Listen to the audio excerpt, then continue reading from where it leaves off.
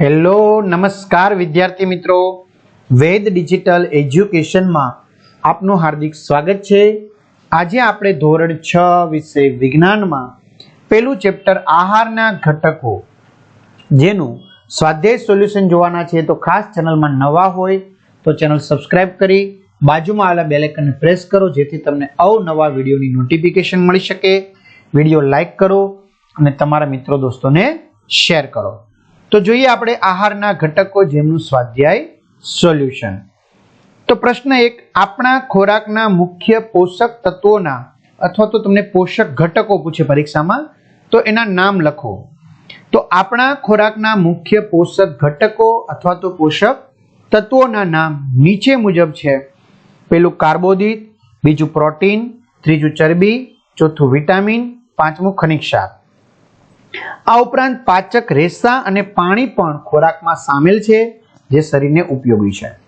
હવે ઘણા બધા વિદ્યાર્થી મિત્રોની કમેન્ટ આવે છે કે સર અમારે પાઠની સમજૂતી જોતી હોય તો વિદ્યાર્થી મિત્રો સરસ મજાનું વિજ્ઞાન ફેનિલ સર દ્વારા સમજાવવામાં આવ્યું છે, બરાબર। મેથ્સ છે, ગણિત એ સરસ મજાનું જય સર દ્વારા સમજાવવામાં આવ્યું છે।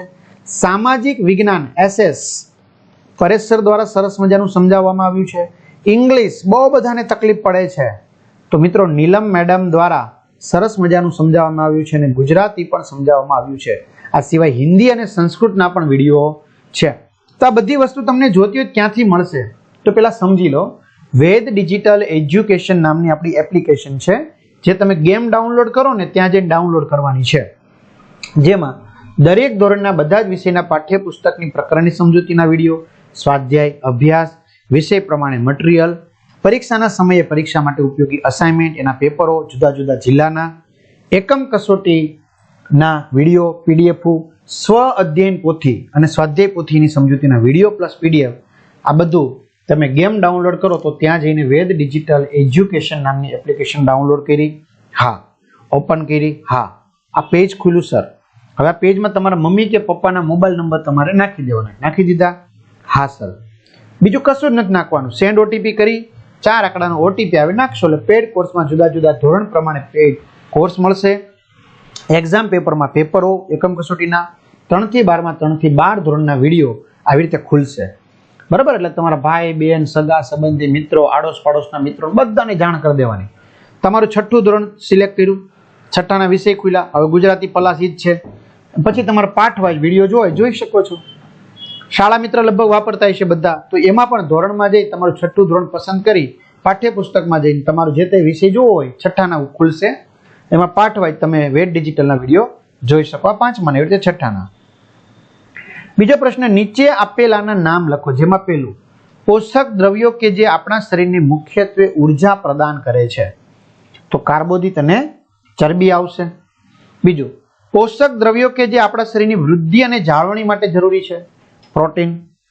વિટામિન કે જે આપણી સારી દ્રષ્ટિ માટે જવાબદાર છે, વિટામિન A। ખનિજ ક્ષાર કે જે હાડકાને સ્વસ્થ રાખવા માટે આવશ્યક છે, કેલ્શિયમ અને ફોસ્ફરસ। ત્રીજું, 2 એવા ખાદ્ય પદાર્થનું નામ લખો કે જેમાં નીચે આપેલ પોષક દ્રવ્યો પૂરતી માત્રામાં ઉપલબ્ધ હોય છે। ચરબી શેમાંથી મળે? ઘી, તેલ, માંસ, ઈંડામાંથી। સ્ટાર્ચ ચોખા, ઘઉં, મકાઈ, બટાટામાંથી। પાચક રેસા વૃક્ષાંશ અથવા તો વૃક્ષાંશ કહે છે ગણાય, આખા અનાજ, લીલા શાકભાજીમાંથી। પ્રોટીન કઠોળ, માંસ, માછલી, દૂધમાંથી। ચોથું, આપેલામાંથી સાચા વિધાનો માટે ખરાની નિશાની કરો।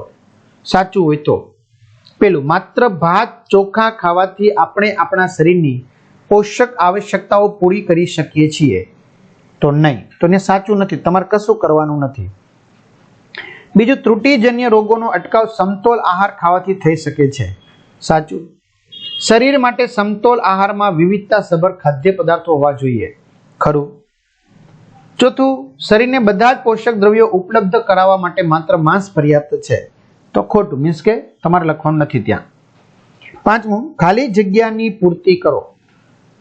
સુક્તાન વિટામિન D ની ઉણપથી થાય છે, વિટામિન B1 ની ત્રુટિ એટલે કે ઉણપથી બેરીનો રોગ થાય છે, વિટામિન C ની ઉણપથી થતો રોગ સ્કર્વી છે।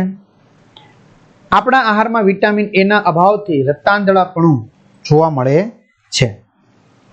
તો આ રીતે વિદ્યાર્થી મિત્રો સરસ મજાના સ્વાધ્યાય સોલ્યુશન અહીં પૂર્ણ થયું. એની PDF તમારે જોતી હોય તો મેં કીધું એમ એપ્લિકેશનમાંથી તમને બધા જ વિષયની PDF મળી જશે. તમારા મિત્રો દોસ્તોને ચોક્કસથી જાણ કરી દેજો. ચેનલમાં નવા હોય તો ચેનલ સબસ્ક્રાઇબ કરી દેજો. બરાબર, તો એપ્લિકેશન તમે ડાઉનલોડ કરી જુદા જુદા મેનુમાં જઈ તમે માહિતી મેળવી શકશો. તો અહીં સુધી રાખીએ. અસ્તુ. જય હિન્દ, જય ભારત.